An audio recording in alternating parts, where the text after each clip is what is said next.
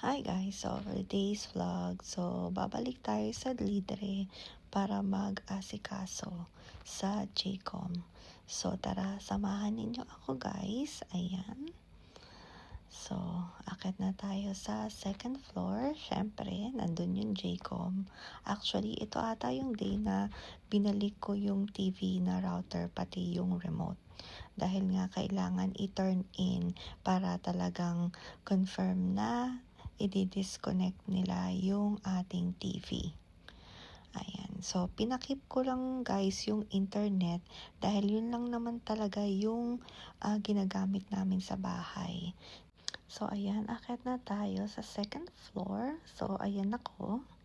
O, diba? So, meron ditong clinic. I think napakita ko na sa inyo. I think orthopedic ito. Ayan yung JCOM. So, tara. So, dito, kahit na wala masyadong tao, ayan, kukuha ka pa rin ng number. And then, nung nakakuha ako ng number, bumalik ako dito sa store kung saan nabili ko yung mga Hello Kitty na socks at gusto ko pa rin bumili ng mas madami pa. So, ayan, tinitignan ko guys, pero may napili na ako. Ayan. So, marami silang mga characters dito. Baka gusto ninyo guys sila. Pero, syempre, Hello Kitty tayo. So, ayan yung mga nabili ko guys. Pakita ko sa inyo. Ayan. So, nahihirapan pa ako dahil nga hawak ko yung camera. Ayan. O, diba? Ang cute nila. So, ayan, bayaran na natin. And then, after nyan, babalik na tayo sa JCOM at baka tawagin na tayo. Pero actually, pinili ko naman na tawagan ako sa phone pag ako na yung next. Ayan, pero ayan, mag-aantay na lang tayo dito. And then after nyan, ayan, hanapin natin sila G-Style. Sabi niya dito daw sila banda nag-park. Ayan, mali pa tayo ng ikot. Doon pala sila doon sa kabila. Ayan, so medyo naligaw-ligaw tayo. Ayan, hanap. Nasaan sila? Ayan. So, ayan, finally, nakita ko na sila, kaya pupuntahan ko na sila. So, ayan, nandun daw sila banda. Ayan, puntahan natin. Medyo malaki-laki nga to guys, kaya mali ako ng ikot. So, pero okay lang din naman. So, pakita ko lang din sa inyo yung mga establishments around dito sa Libre. Bali, itong Libre ay parang hanggang second floor ata na puro siya yung mga stores, mga shops. And then, sa I think above second floor siguro, ayan, puro condominiums na siya. So, ayan na, nandito na tayo sa car, kasama si G-Style at si Ate Sky. Ayan, tinan nyo. Gusto niya talaga kay G-Style. Pero yun nga, dahil nga nag-drive si G-Style, so kailangan sa akin siya. Pero ayan, mas gusto din niya sa lap ko. And then, ayan, magda-drive tayo at pupunta tayo sa park. Bali, itong park na to, parang hindi ko pa siya napuntahan dahil nga akala ko sa may Enoshima tayo. Ayan, yung Sea Paradise tayo pupunta.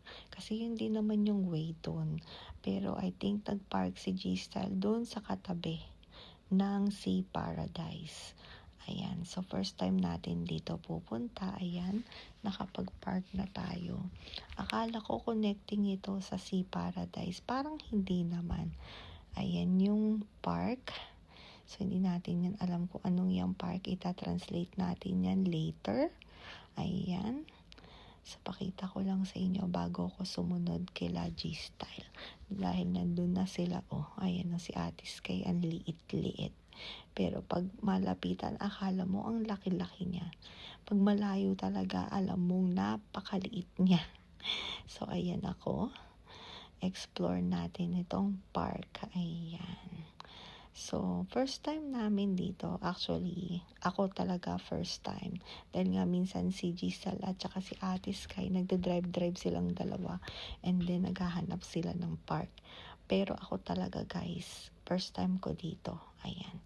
Pero tingnan nyo, oh, ang dami tao dito sa park. Ayan, oh, pakita ko sa inyo. Ayan. O, O, 'di ba? At puwede rin ka pala dito mag-rent ng 'yan, picnic table, ayan. Pero hindi ko lang sure guys kung dito banda ay maraming birds, yung mga hawks. Dahil nga dito sa Japan marami niyan at 'pag kumakain kayo guys delikado at baka kunin nila, unahan pa kayo dun sa pagkain ninyo. Pero ayan, parang wala naman akong nakitang lumilipad-lipad. So ayan, tingnan niyo yung dagat, napakaganda. I think doon banda kung kita, ayan yung roller coaster sa Sea Paradise, ayan. Kung tanaw ninyo guys, ayan yung Sea Paradise. And then, ayan, tingnan niyo, meron mga fish na tumatalon-talon. Ayan, nakita niyo ba guys? Parang may nakita ako. Ayan, kaya tuwan-tuwa kami ni Giselle kasi nga naglulundagan sila. Ayan. So, pwede pala ata ding mag-fishing dito. So, pero walang nagfi-fishing that time. So, dahil nga medyo late na rin kasi nung nagpunta kami dito. So, hindi ko lang sure kung maraming nagfi-fishing dito. Pero yun nga, parang perfect na mag-fishing dahil nga ang daming naglulundagang isda. Ayan. 'Di ba? Ang ganda niya, 'di ba? Nakaka-relax yung view kung nandito kayo guys. Kaya sabi namin ni G-Style, so pag babalik kami dito para makapag-picnic. At ayan nga, I think kailangan mo din mag-register or magpa-reserve dun sa office nila kasi ayan, parang may nakita kami. Lakad pa tayo banda, ayan tingnan nyo, 'di ba nakaka-relax? Ayan, may nakita din kami mga tumatakbo dito. So, ito, perfect din pala talaga itong mag-exercise ka dito kung kaya mo pang tumakbo. Dahil kami ni G-Style ay hindi na kami tumatakbo. So, lakad na lang. At least kahit papaano na-exercise ka. So, ayun guys. So, nagtayo sila ng tent doon. So, pwede din pala. Pero mas gugustuhin ko magtayo ng tent malapit sa dagat. Pero depende na rin sa inyo guys kung trip ninyo yung parang gubat-gubat na ganyan. And then, ayan. Tingnan nyo ang cute nitong dog na to. Ayan, And then, ang Ate Sky parang galit. Pero ang cute-cute ng dog, 'di ba? Parang Pekinese siguro yung lahi nun. Ayan, tingnan niyo. Ayan. Di ko alam kung opisina ba o toilet. Pero ayan nga, ang lawak pala nitong park na to. Ayan. So, kung nakapunta na kayo guys dito, comment down below. Kasi nga, ang ganda nakaka-relax. Kung gusto niyo yung ganitong scenery. Ayan, para mag-relax-relax. Ayan. So, sabi namin ni G-Style, babalik kami dito dahil nga, ayan, napakalaki nitong park. Ayan, napakaganda. So, ayan, palabas na rin tayo. Actually, free naman itong park na to. So, walang bayad. So, unless ayan, magpapareserve ka ng mga upuan siguro and then magti-tent ka. Ayan yung train, nakita ninyo ba guys? Ayan yung train, monorail yan na papunta ng Sea Paradise. May stop din siya. Ayan, tingnan nyo guys, sa likod ko merong tumatakbo-takbo. At ayan, paalis na tayo and then dadaan tayo ng Costco dahil nga malapit din naman or on the way din naman. So, ayan. So, at least dito sa Japan, bihira lang din yung traffic na katulad sa Philippines. Kaya sa isang araw, marami ka ring mapupuntahan at hindi ka masyadong ma-stress dahil nga wala masyadong traffic. Tuloy-tuloy lang yung biyahe. So, ayan guys, nakikita nyo na yung Costco. Ayan. Doon tayo sa gilid magpa-park. Ayan, yung Costco. Dahil nga summer na, uso na naman yung mangga. Ito lang naman talaga yung pinupuntahan namin dito sa Costco, yung mangga. Dahil nga wala namang ibang mabilhan. Actually, meron pero sobrang mahal. So, at least dito sa Costco, hindi rin naman siya ganun mura pero sulit din naman. Ayan. So, after niyan, uuwi na tayo. Siyempre, hindi rin naman ako nakapag-video sa loob ng Costco dahil nga naiwan na naman kami ni Ate Sky sa car. Si G-Style lang yung pumasok.